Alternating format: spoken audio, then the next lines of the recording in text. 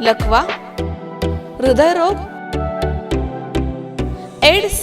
HIV, मणक्यांचा आजार, मूत्राशय आजार,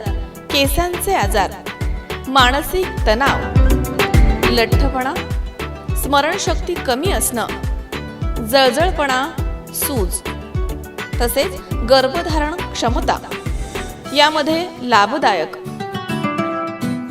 रियांश अमृत ज्यूसची विशेषता